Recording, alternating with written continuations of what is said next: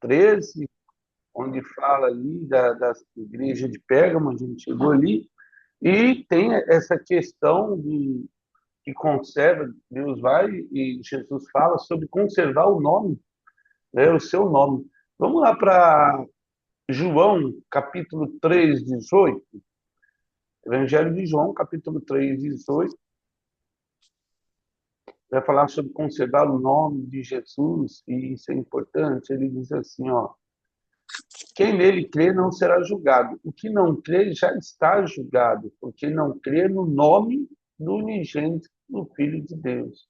Então, nosso maior papel é crer no nome de Jesus. Não há outro nome que nos encaminhe para o céu, senão o Senhor Jesus.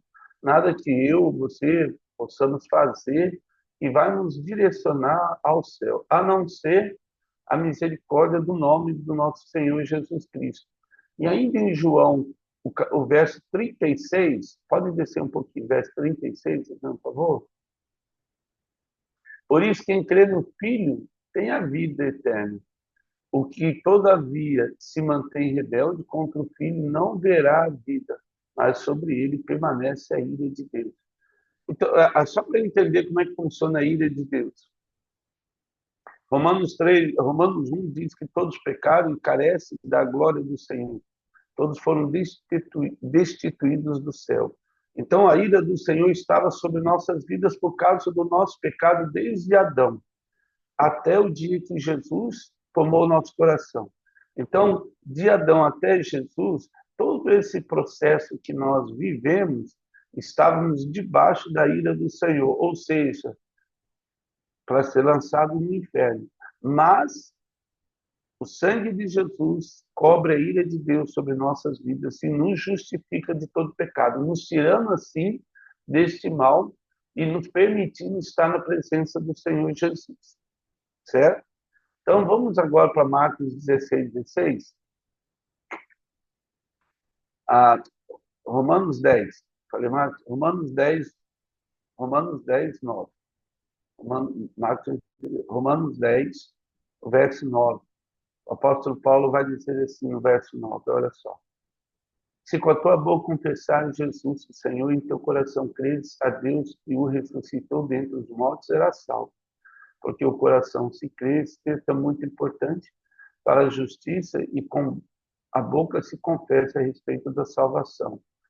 Então, porquanto a Escritura diz, todo aquele que crê não será confundido, pois não há distinção, novamente, né? Nós vemos entre gregos e judeus, uma vez que judeus e gregos, uma vez que o mesmo é Senhor de todos, rico para com todos, o que invocam, porque todo aquele que invocar o nome do Senhor será salvo.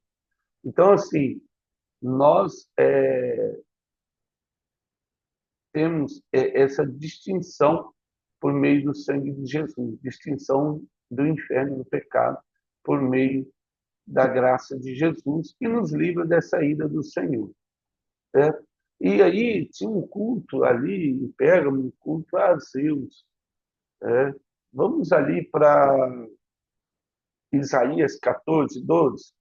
Ainda, por que é importante? Todos esses anjos caídos, eles buscam uma adoração. E essa adoração está sobre as promessas do Senhor Jesus. Então, assim, aqui eles colocam o nome de Zeus, de Hércules, pode Diana, Júpiter, Mercúrio, Astarotes, não importa o nome que eles usam para enredar o coração das pessoas. Naquela época, usavam lá os deuses gregos, romanos, nórdicos, né? Thor, não importa. E tudo isso aí é um jeito de seduzir, enganar o mundo, a humanidade, para distanciar do que é realmente o Senhor Jesus.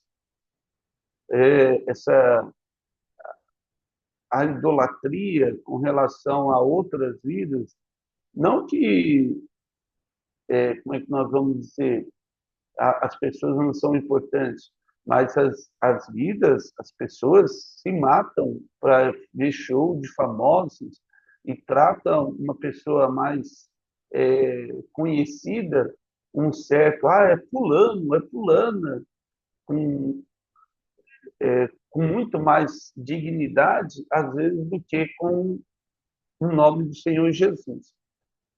Então vamos lá, Isaías 14:12 diz assim: ó, como caísse do céu, ó estrela da manhã, filho da alva, como foste lançado por terra, tu que debilitavas as nações.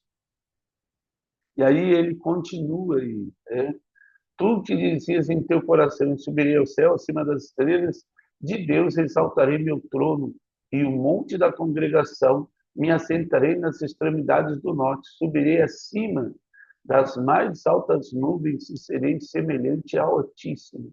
Então a queda de Satanás aí, lembrando novamente, é uma coisa interessante, porque a gente vê que o hemisfério norte ele sempre teve aí, né, os líderes mundiais sempre estão no norte. Você pode reparar, mesmo porque a, a humanidade ela começa ali de certa forma, mas ela como tem na África ali, mas eles acabam tomando esse desde ali do Império Egípcio, aí Mesopotâmico, você vê que o negócio está ali, né? Aí depois Portugal e Espanha, depois Revolução Industrial, aí você pega a Inglaterra, aí tem a Guerra Fria, Estados Unidos e União Soviética, com o fim da União Soviética em 81, em 91, você aí tem os Estados Unidos, aí tem a União Europeia, e aí agora a China, a Índia, o BRICS, e os Estados Unidos também, todo mundo quer comandar.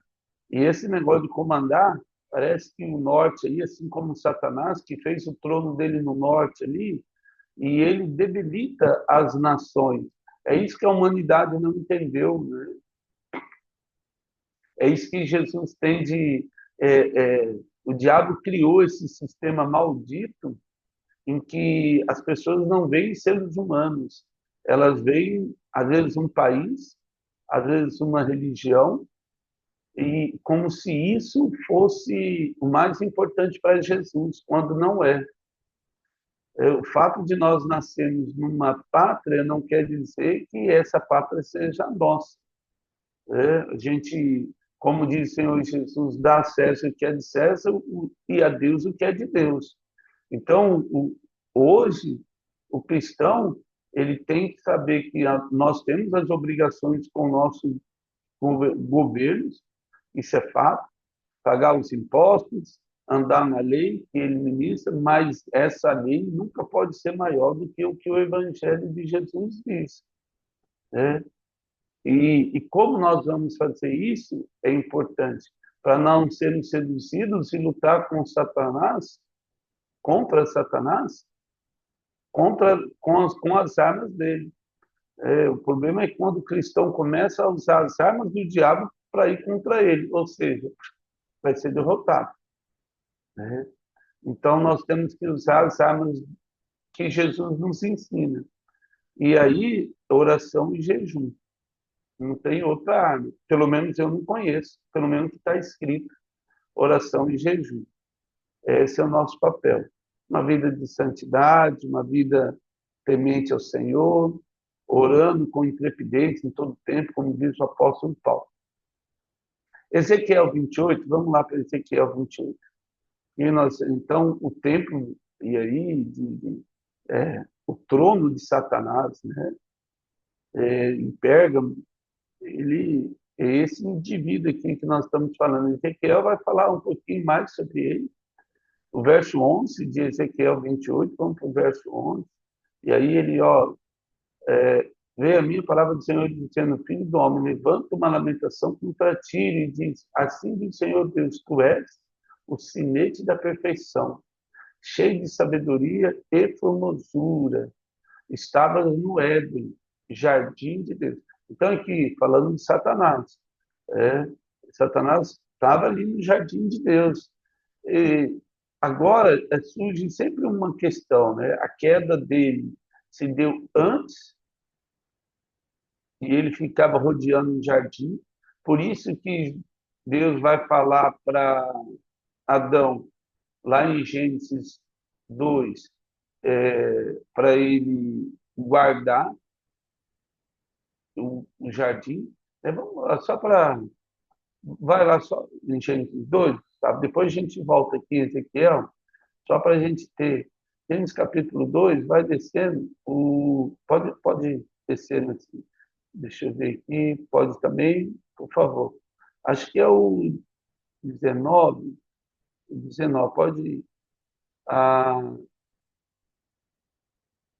disse o homem, pode ser, achava uma auxiliadora. Então o Senhor fez cair no sono pesado, pode ser isso.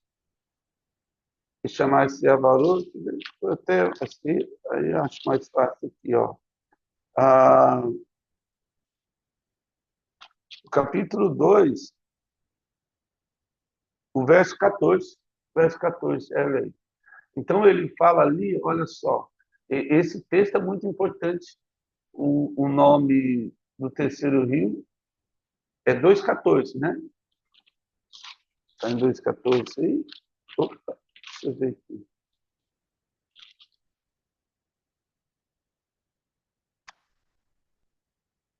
Aqui, Tomou, pois, Deus o homem, colocou no jardim do Éden para cultivar e guardar. E o Senhor Deus lhe deu esta ordem. Olha só, antes dele dar esta ordem, ele fala lá, ó, tomou, pois, o Senhor Deus o homem, colocou no jardim do Éden para cultivar, e aí a gente entende que ele tinha que plantar. O trabalho não é uma consequência do pecado, viu? O trabalho já fazia parte da vida do ser humano. A exploração veio por causa do pecado, mas o trabalho não. E o guardar. Aí guardar o jardim de quem? Né? A palavra guardar aí está no sentido de proteger, de levantar a torre de vigia. Exatamente isso. Não é uma coisa era guardar mesmo, de proteção. Aí a pergunta é, mas guardar de quem? Se só tinha Adão e Eva no paraíso? Certamente está relacionado ao nosso o indivíduo, né? Satanás. Vamos lá para Ezequiel 28.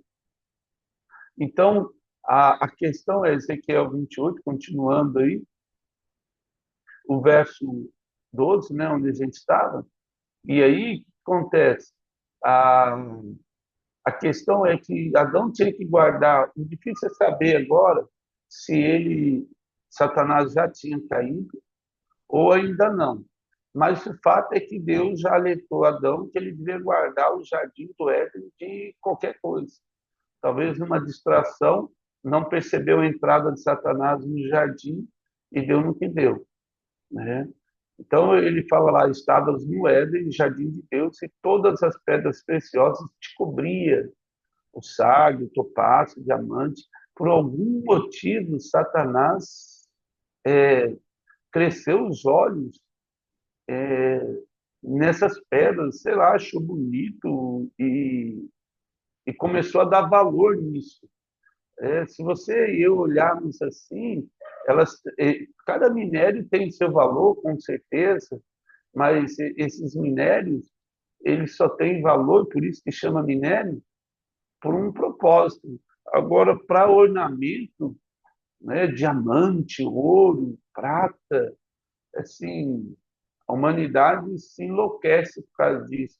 Jaspe, safira, carbuco, esmeralda e ouro, né, se te fizeram os engates e os ornamentos no dia em que fosse criado, foram eles preparados. Então, Deus, no dia que. E aí, ó, uma coisa importante. Assim, Satanás foi criado, assim como o homem foi criado, né, do pó. E até aí tudo bem. Só que nessa caminhada, nós somos transformados de criação a filhos de Deus. E aí surge um problema, porque Satanás, os anjos, serão sempre criaturas de Deus. Nós somos chamados de filhos de Deus. Por isso que você vai entender que Jesus ele chega e fala, o filho do homem, filho do homem, filho do homem. E depois ele vai falar que ele é o filho de Deus. Aí Satanás falou, opa, espera aí. Aí que o negócio ferveu. Por quê? Se a gente pensar assim, o filho do homem, para Satanás era normal, porque ele é filho do homem, ou seja, criatura de Deus, filho do homem. Mas no momento em que ele fala, eu sou filho de Deus, a cabeça de Satanás ferveu, né? Porque aí nós estamos falando de uma criatura que é transformada num filho. Isso gerou um certo desconforto, né, em Satanás, a ponto de buscar de todos os jeitos matar Jesus, desde a promessa de Gênesis capítulo 3. Né? Tu eras querubim da guarda, ou seja, Satanás aí era o querubim da guarda de Deus lá do céu, ungido, e te estabeleci, permanecias no Monte Santo de Deus, ou seja, estava diante do altar de Deus. Lembra quando nós falamos lá em Daniel? Hoje, Satanás, infelizmente, tem acesso ao trono de Deus por causa do passaporte que nós entregamos na mão do diabo. Lucas 4 vai dizer isso.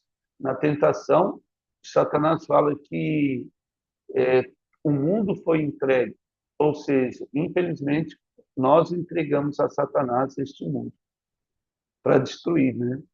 E como marionetes de Satanás, a humanidade tem destruído o mundo, a criação de Deus. Não tem nada a ver a pessoa falar, a pessoa é ambientalista ou assim, o cristão tem que valorizar a criação de Deus. Tudo o que a gente vê, desmatamento, exploração das riquezas naturais do nosso planeta, é ferir a mordomia que Deus falou para nós termos lá em Gênesis capítulo 2. A humanidade é um péssimo mordomo. Infelizmente, nós somos. Estamos destruindo aquilo que Deus criou para ser perfeito. Por causa da ganância do homem, por causa do sistema que nós vivemos, corrupto e perverso aí, de exploração.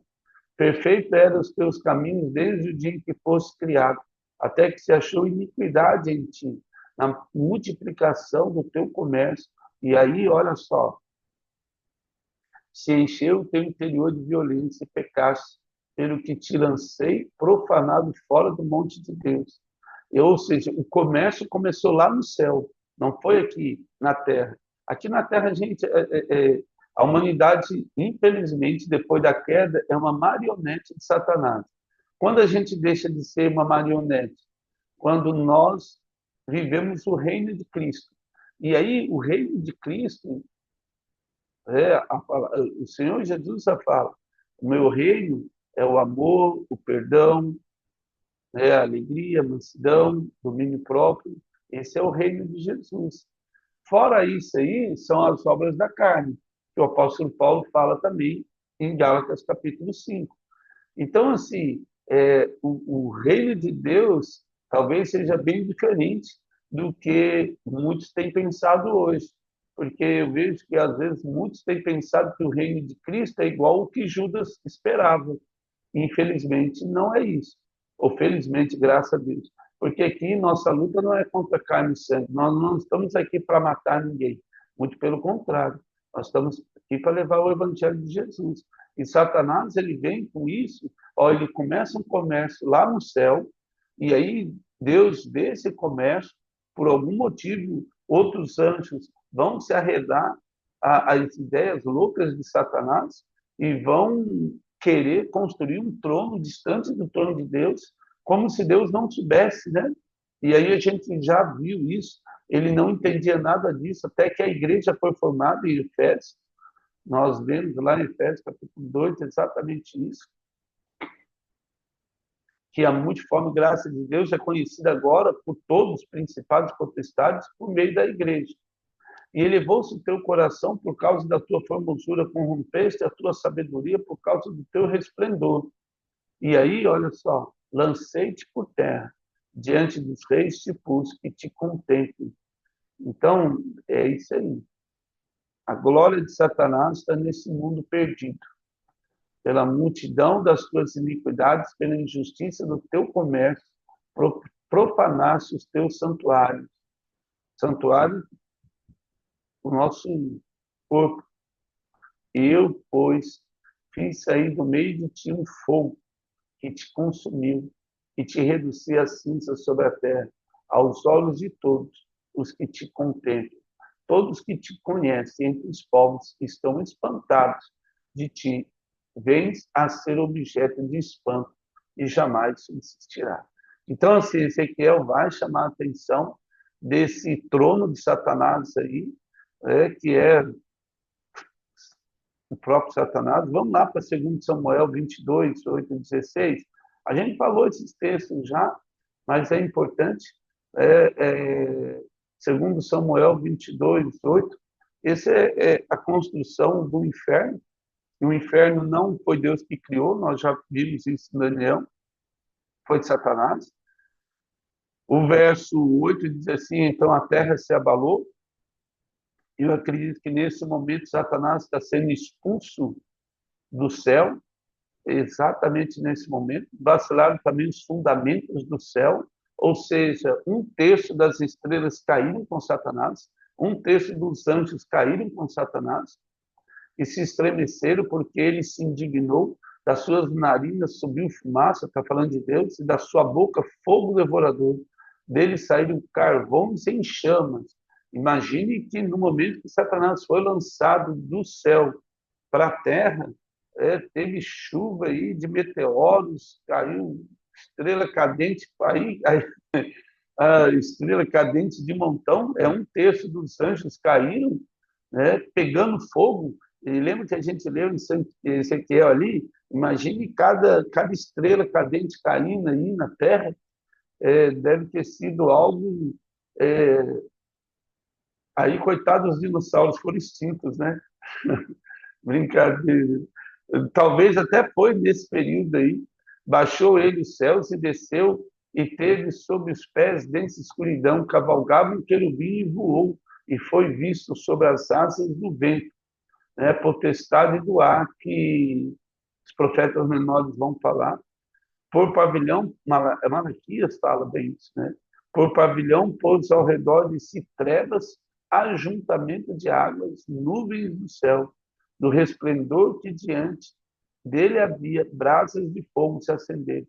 Trovejou o Senhor desde os céus, o Altíssimo levantou a sua voz, despiu setas, espalhou os meus inimigos, e os raios o desbaratou.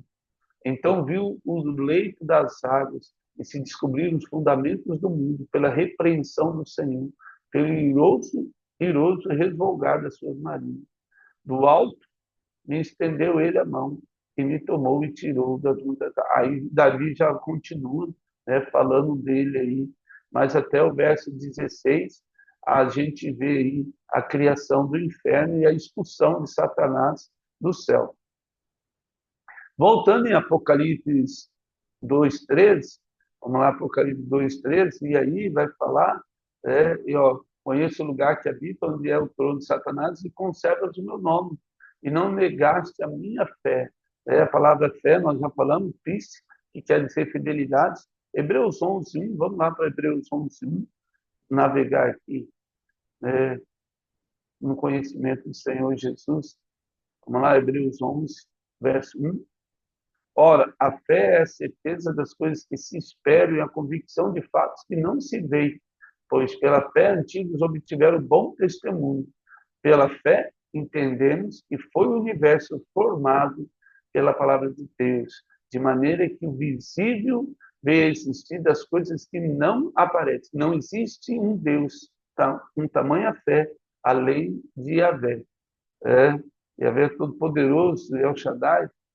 Então, o que acontece? Pela fé, nós cremos que todo o universo foi criado pela palavra do Senhor. Disse Deus, haja luz, e houve luz.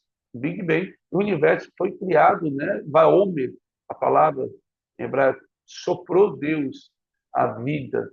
E aí, o sopro de Deus constituiu todo o universo. Então, pela fé, essa fidelidade que nós cremos que tudo que está escrito é verdade, e nós mantemos essa verdade absoluta, sem sombra de dúvida. Isso é fé. Acreditar nas coisas que se esperam no Senhor, ainda que nós não vemos ela, mas cremos que ela acontece pela graça do Senhor Jesus. E não negar, lógico, esse Jesus. Atos 3,14, vamos lá para Atos 3,14. Atos 3,14. Depois a gente volta lá, né? Ó, Atos 3,14. Vós, porém, negaste o santo e justo e pediste que vos concedesse um homicida. Né? Ele está citando aqui, falando sobre Jesus, negaste ele aí, e pediste que, aí, trocando, né? Barrabás por Jesus. Lá, conservas, porém, o verso 13, né? Ainda lá em Apocalipse 2:13, ele fala lá, né? Conserva aí o nome e não negasse a minha fé, ainda no dia de Antipas. A história conta que Antipas era um pastor, um líder religioso, e no governo do imperador, né, Domiciano, ele foi condenado, ele foi é, colocado num touro de bronze e foi aquecido até a morte. Ou seja, Antipas, o pastor, ele foi cozido vivo, né, no governo de Domiciano. Então, assim, a gente vê que as pessoas negavam ali, não negavam Jesus. Paulo dá esse alerta, João dá esse alerta para não negar. Ele fala, ó, graças a Deus, porque não negaste a minha fé, ainda no dia de Antipas, minha testemunha, meu fiel. Gente, imagina se o cara ser cozido vivo num touro para todo mundo ver, porque o touro é o deus lá, né? O símbolo do deus pagão, né? Ah, de Beuzebu lá, então eles faziam touro lá e adoravam Baal, né? Então eles trazem essa o deus da fertilidade, vitalidade. E então pegaram o Antipas, colocaram dentro desse touro e assaram ele vivo. Então, assim, nesse momento, lógico, o império virava e falava, ó, quem quer morrer do mesmo jeito aqui?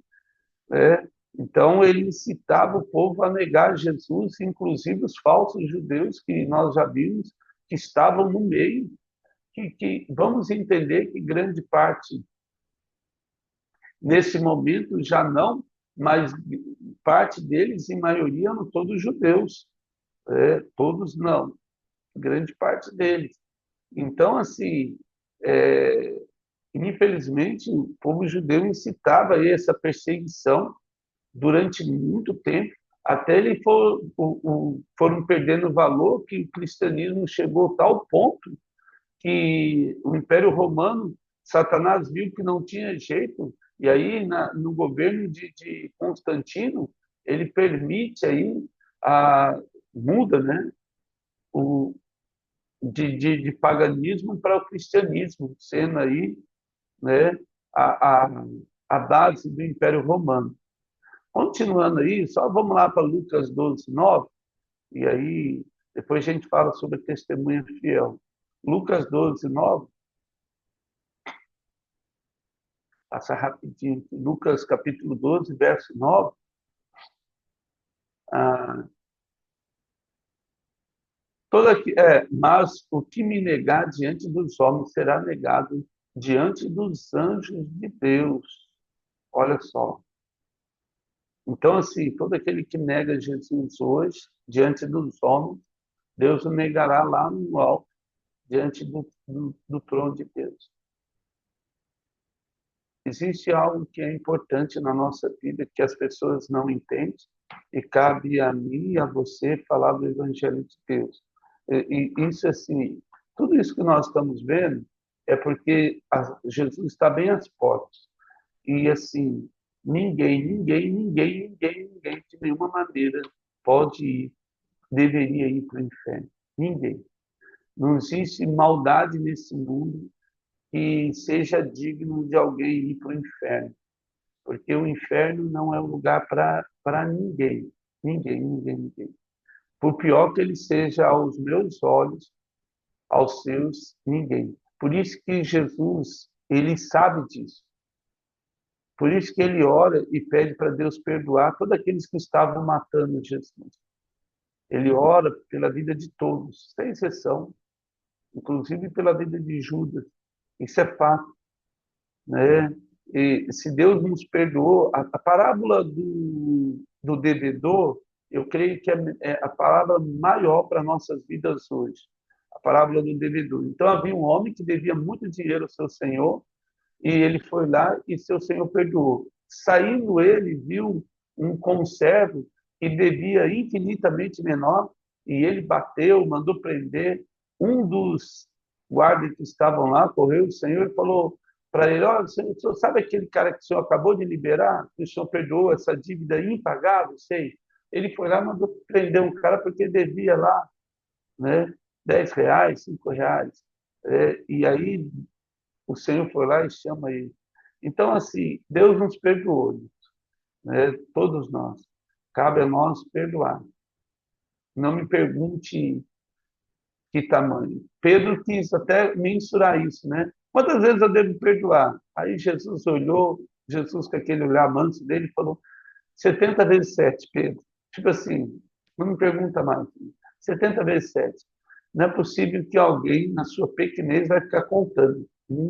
Já perdoei 1, 2, 3, né? Não vai. Né? No dia. Então, assim, 490 vezes, ninguém vai ficar aí perdendo tempo para isso. Ou seja, o que Jesus quer nos ensinar? O inferno não é o lugar de ninguém.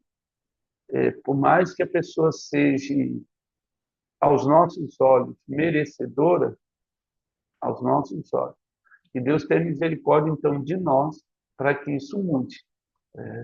Nosso papel é levar as vidas ao Senhor Jesus. De nenhuma maneira ou forma, né, que essas vidas sejam lançadas no inferno. Amém? Pai, eu quero agradecer por esse dia, por esse tempo juntos, sabendo que a tua graça nos alcançou e não éramos dignos, ó Deus, do céu, e ainda não somos, mas a tua misericórdia nos alcançou por meio da cruz derramada, o sangue derramado na cruz. Que esse amor, ó Deus, venha sondar os nossos corações, tire de nós toda palavra torpe, todo pensamento errado, traz em nós amor pelas almas, ó Deus, amor pelas vidas, misericórdia pelas almas, compaixão pelas vidas, e que eu imploro no nome de Jesus. Amém, Senhor. Amados, que Deus abençoe todos nós, viu? Fique com Deus aí.